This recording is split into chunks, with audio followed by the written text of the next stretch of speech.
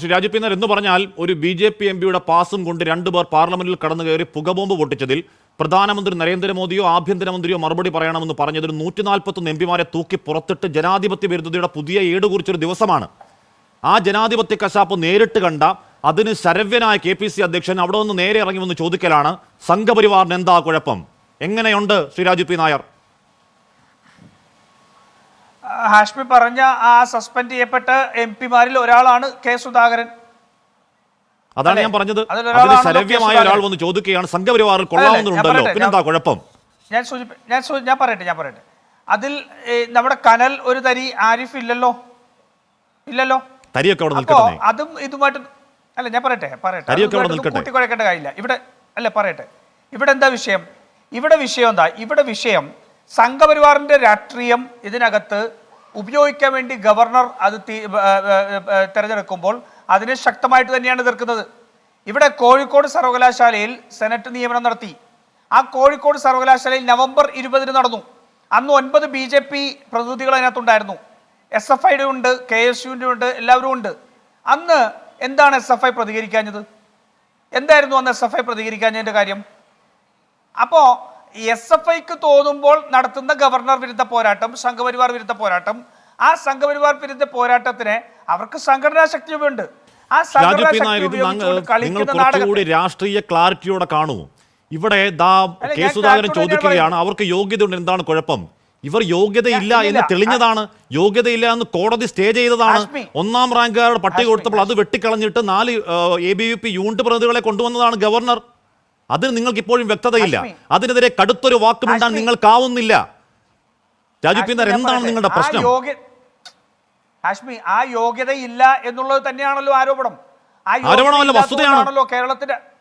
Sir, ആരോപണമല്ല, വസ്തുതയാണ്. ഹൈക്കോടതിയിലേക്ക് പോയി, ഹൈക്കോടതിക്ക് ബോധ്യപ്പെട്ടു, ആ നിയമനത്തിന് സ്റ്റേ ഉണ്ടായി.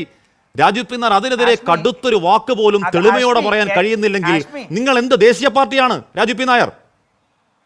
ഹാഷ്മി, ഞാനത് പറയട്ടെ. എനിക്ക് ഇത്രയും വലിയൊരു വിഷയത്തിൽ എന്നെ കൊണ്ട് ഇത് സംസാരിപ്പിക്കാൻ 10 സെക്കൻഡ് തികച്ച് സംസാരിപ്പിക്കാൻ ഹാഷ്മി തയ്യാറല്ല എന്ന് പറയുന്നത് ശരിയല്ല.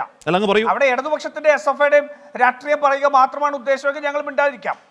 അതല്ല, ഞങ്ങൾ പറയാനുള്ള കാര്യം പറയാനുള്ള അവസരം തരികയാണെങ്കിൽ അതിനുള്ള സമയം തരണം. മനസ്സിലായില്ലേ? ഇപ്പോൾ അതിനകത്ത് യോഗ്യതയില്ലാത്തവർ വന്നിരിക്കുന്നു എന്നുള്ളത് കൊണ്ടാണല്ലോ കേരളത്തിന്റെ ഹൈക്കോടതി അത് സ്റ്റേ ചെയ്ത് വെച്ചിരിക്കുന്നത്. പക്ഷേ ഇവിടെ പ്രശ്നം എന്താ? ഇവിടെ പ്രശ്നം സംഘപരിവാർ വിരുദ്ധതയുടെ മറവിൽ ഇവിടെ കളിക്കുന്ന രാഷ്ട്രീയമാണ്, ഇവിടെ കളിക്കുന്ന നാടകമാണ്. കോഴിക്കോട് വലിയ സംഘാടന മികവോടുകൂടി SFIയുടെ ജാഥ പ്രകടനം നടത്തിയതിനെ സംബന്ധിച്ച് ഹാഷ്മി വാദോരാതെ പ്രസംഗിക്കുന്നുണ്ട്. ഞാൻ ചോദിക്കട്ടെ, അവിടെ നടന്ന കാര്യങ്ങളെല്ലാം BJPയും CPMഉം ഒത്തുകളിച്ച് നടപ്പാക്കിയ എന്നുള്ള കാര്യത്തിൽ ആർക്കെങ്കിലും സംശയമുണ്ടോ? ആർക്കാ സംശയം? ഒരു സംശയവുമില്ല. കാരണം ഒരു വലിയ പ്രതിഷേധം നടക്കുന്നു. ആ പ്രതിഷേധം, ഞങ്ങളൊക്കെ ഒട്ടേറെ പ്രതിഷേധങ്ങളിൽ പങ്കെടുത്തിട്ടുള്ള വലിയ പ്രതിഷേധം നടക്കുമ്പോൾ 6 മണിക്ക് മുമ്പായിട്ട് അവിടെ ഒരു കരിങ്കൊടി പ്രകടനം നടത്തുകയാണ്. ഗവർണർ ഡൽഹിയിൽ നിന്ന് പോലും പോന്നിട്ടില്ല. ഇനി അത്രയും വലിയൊരു ആൾക്കൂട്ടം അവിടെ കൂടി. ആ ആൾക്കൂട്ടം കൂടിക്കഴിഞ്ഞപ്പോൾ ആ ആൾക്കൂട്ടത്തെ പിരിച്ചുവിടാൻ പോലീസ് എന്ത് നടപടിയാണ്, എന്ത് സംവിധാനം ഒരുക്കിയത്? അവിടെ സാധാരണ ഒരു സമരം നടന്നാൽ കേവലം ഒരു ദിവസത്തെ സമര വ്യവഹാരത്തിലേക്ക് കടക്കാതെ വിഷയത്തെ മൊത്തത്തിൽ കാണാൻ ശ്രമിക്കൂ രാജു പി നായർ. അങ്ങേക്കത് അറിയാത്തതല്ല. ഇന്ന് വി ടി ബൽറാം അവിടെ കേരളവർമ്മയിൽ ഉയർത്തിയ ഒരു ബോർഡിലെ ഗ്രാമർ മിസ്റ്റേക്ക് എടുത്ത് കാണിക്കുകയാണ്.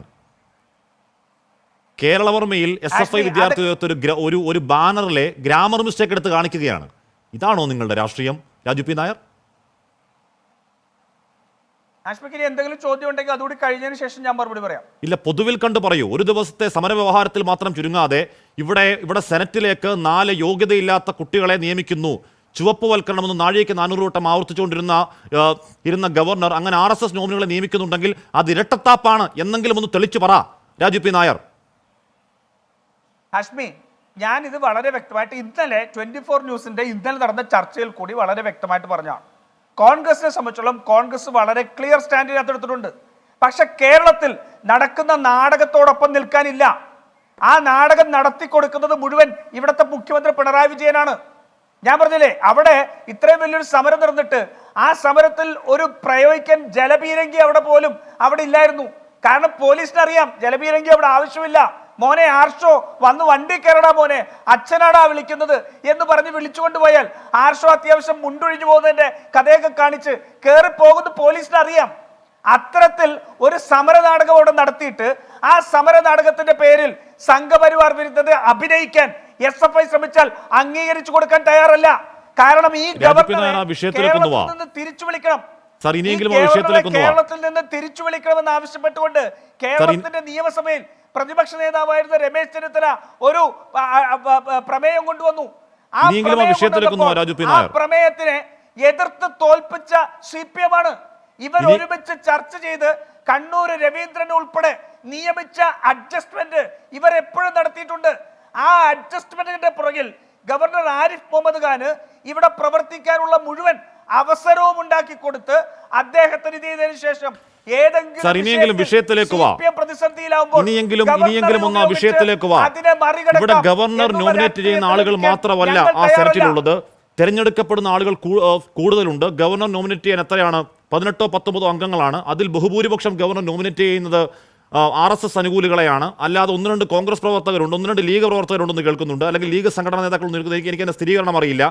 ബാക്കി ഈ 4 അത് വിവേചനാധികാരമാണ് ഗവർണർക്ക് എന്ന് പറഞ്ഞാൽ സാക്ഷാൽ മോഹൻ ഭഗവതിനെ ഏതെങ്കിലും കാറ്റഗറിയിൽ കൊണ്ട് നോമിനേറ്റ് ചെയ്താലും അത് ഗവർണറുടെ വിവേചനാധികാരമാണ്, അല്ലെങ്കിൽ ചാൻസലറുടെ വിവേചനാധികാരമാണ്.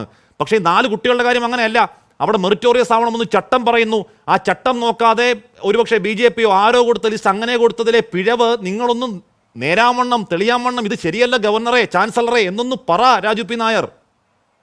ഞങ്ങളത് ശരിയല്ലെന്ന് മാത്രമല്ല ഞാൻ പറഞ്ഞല്ലോ. എന്ന് ആര് പറഞ്ഞു? KPCC അധ്യക്ഷൻ ഇപ്പോൾ പറഞ്ഞത് സംഘപരിവാർ എന്താ കുഴപ്പമെന്ന് ചോദിച്ചേ. ഹാഷ്മി ഞാൻ പറയട്ടെ. KPCC പ്രസിഡന്റ് പറയുന്നതിൽ ഏതെങ്കിലും ഒരു ഭാഗം എടുത്ത് അത് വരുത്തി തീർക്കാൻ നടത്തുന്ന ശ്രമങ്ങളൊക്കെ അവിടെ നിൽക്കട്ടെ. ഞങ്ങൾ പറയുന്നുണ്ട് എന്താ, ഈ കണ്ണൂർ VCയുടെ നിയമനവുമായി ബന്ധപ്പെട്ട സുപ്രീം കോടതി വിധിയിൽ ചാൻസലർക്ക് പൂർണ്ണ അധികാരം നൽകി.